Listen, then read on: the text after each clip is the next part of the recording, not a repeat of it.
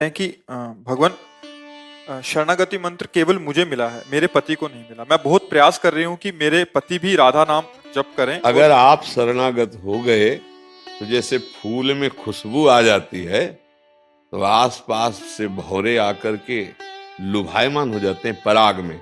जब आपके अंदर शरणागति का प्रभाव जग जाएगा तो पति पुत्र जो भी परिवार के सदस्य हैं, आपको किसी से प्रार्थना नहीं करनी पड़ेगी। आपकी वो भक्ति, आपकी वो दैन्यता उनके अंदर असर आ गई। हम एक आपको चरित्र सुनाते हैं, थोड़ा सा सूक्ष्म है। वो अंगद जी नाम के एक बहुत बड़े महाभागवत हुए, रामायण वाले अंगद जी नहीं, भक्तमाल चरित्र में है। उनके भतीजा राजा थे और वो प्रधान थे, पर राजा उन्हें बनाए हुए थे, पर वो राजा की ही तरह थे। उनका ब्याह हुआ बहुत सुंदर राजकुमारी से और वो भगवान की अनन्य भक्त थी। और गुरुदेव की कृपा से अनन्य भक्ति आती है तो गुरुदेव के प्रति उसका भगवत भाव था, साक्षात मेरे भगवान है। और वहां उनके घर में संत सेवा होती रहती थी। अब जब यहां ब्याह हो के आए तो ये पूरे रजोगुणी, न संतों को मानना न भगवान को मानना, बस जैसे एक संसारी आदमी वैसे। अब ब्याह हो के आया तो पति तो जीवन भर का साथी है। अब उनको बहुत अंदर दुख हुआ कि ना यहाँ संत सेवा होती, ना यहाँ भगवान की पूजा होती, ना यहाँ भगवान की चर्चा होती, वही सब रजोगुणी राज वैभव, पर वो अनन्य भगवान की और गुरु भक्ता। कुछ ही समय हुआ कि उसे बेचैनी बढ़ी, न संत दर्शन, न सत्संग, न गुरुदेव के दर्शन। और वो सख्त महलों में व्यवस्थित ढंग से रानी राजकुमारियां रहती, तो वो रानी हो चुकी थी, महलों के अंतर्गत बाहर निकल नहीं सकती, बड़े नियमावली थी। तो उन्होंने अपनी एक दासी को पत्र लिखा और कहा जाकर मेरे माता पिता को दे दो।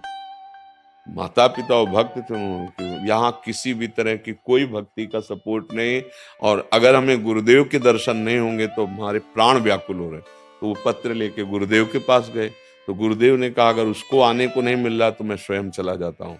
बड़े कृपालु, माता पिता का जैसा प्रेम होता है उससे अधिक गुरुदेव का प्रेम होता है। वो पहुंच गए और घर में जे देखा गुरुदेव तो प्रसन्न हो गई, बैठाला चरण पखारे, चरणामृत लिया और जो कुछ भोग पवाया वो तो राजघराना ही। ऐसे प्रेम की बात हो रही थी कि उनका पति प्रवेश हुआ। उसने देखा कि मेरी स्त्री साधु से बात कर रही, बहुत बुरा शब्दों का प्रयोग किया उनके गुरुदेव को, और न जाने कैसे कैसे शब्द गंदे गंदे प्रयोग किए। एकांत में स्त्री से संभाषण करता बिना आज्ञा के मेरे। अब गुरुदेव तो पहले ही पत्र से समझ चुके थे कि उनके पति कैसे, तो बड़े गंभीर थे। उन्होंने उनसे कहा बेटी तुम चिंता मत करो, शांत रहो, मैं अभी जा रहा हूं। और वो चले गए। अब उनको लगा कि मेरा जीवन, मेरे कारण मेरे गुरुदेव का मेरे सामने अपमान।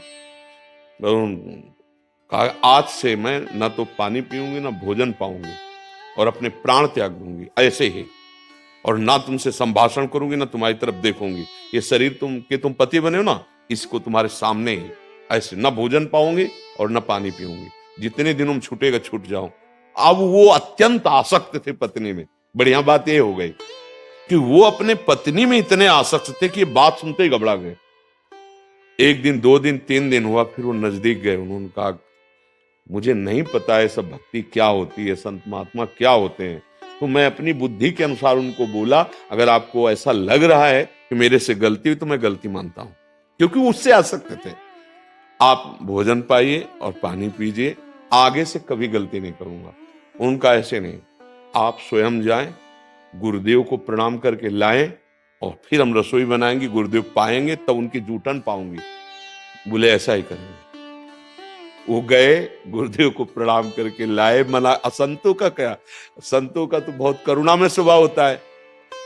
अब जीव ही गुरुदेव पाए और दोनों ने उच्छिष्ट पाया तो रानी से भी अधिक महान भागवत उनके पति बन गए।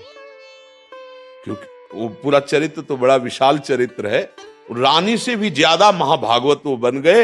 मतलब उनकी ऐसी स्थिति, पूरा चरित्र कहे तो घंटों लगेंगे, उनकी ऐसी स्थिति हुई कि राजा ने किसी कारणवश उनको एक ऐसे हीरे का मुकुट वो जीत के लाए थे, बहुत महंगा था। उन्होंने सोचा कि ये हीरा तो भगवान जगन्नाथ जी को देंगे।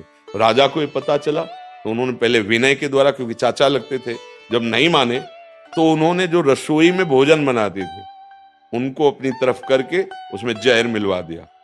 अब वो जहर भरा भोग पहले ठाकुर जी को लगा और फिर वो जब अंगद जी के सामने, तो उनकी जो बहन थी, उनकी बेटी अंगद जी के साथ पाती थी, तो उन्होंने बुलाया। उनका नहीं, आज नहीं पाएगी। क्यों नहीं पाएगी, रोज पाती है।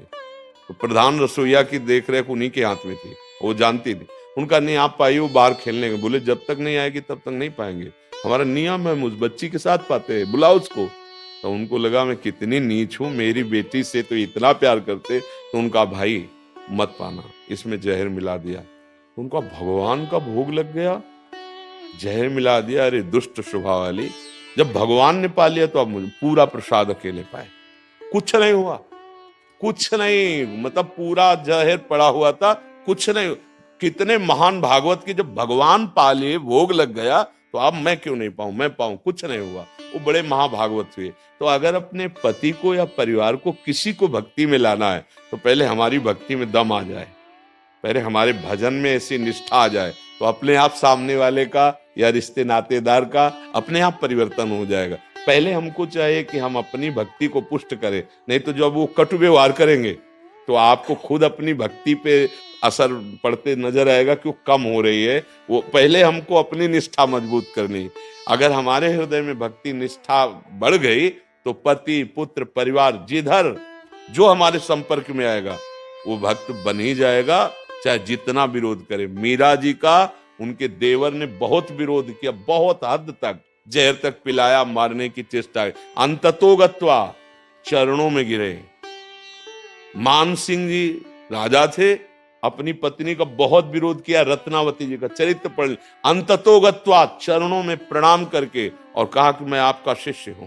भक्ति एक दिन झुका के रखती है, बस ये कि अपनी निष्ठा परिपक्व बनी रहे, ये बड़ा कठिन है। अपने को परिपक्व कर लो, पति और पुत्रादि तो अपने आप हो जाएंगे जब हमारे हृदय में भक्ति। देखो संतों को भक्ति का ही तो प्रभाव होता है, अपने हृदय की दीपक से लाखों दीपक जगमगाने लगते हैं, तो उनके दीपक में कोई फर्क पड़ता है क्या? पहले भक्ति का दीपक हमारे हृदय में वास्तविक जल जाए। हाँ, अपने आप देखो, पति में भी भगवान है, पुत्र में भी भगवान है, और आप भगवान की भक्ति करते हो तो उनको बदलने में कितनी देर लगेगी? क्षण में बदल गए अंगद जी, क्षण में महान भक्ति का भाव आ गया। तो हमें लगता है हम अपनी भक्ति को पुष्ट करें, अभी जोर दबाव ना करें, क्योंकि उनका विरोध हम सहने की अभी सामर्थ्य नहीं। हमारे अंदर मीरा जी जैसी सामर्थ्य, रत्नावती जी जैसी सामर्थ्य नहीं। हम थोड़ा अपनी भक्ति को पहले परिपक्व कर ले, फिर उसका प्रभाव खुद देखेंगे। एक न एक दिन जब हम कुसंग करते हैं तो बुद्धि भ्रष्ट हो जाती है, और जब सत्संग करते हैं तो एक न एक दिन रंग चढ़ता है। तो आप अगर भक्त हो तो आपके पति आपको अपना मानते हैं, तो एक दिन उनकी बुद्धि का परिवर्तन निश्चित हो जाएगा और उनका कल्याण भी निश्चित हो जाएगा।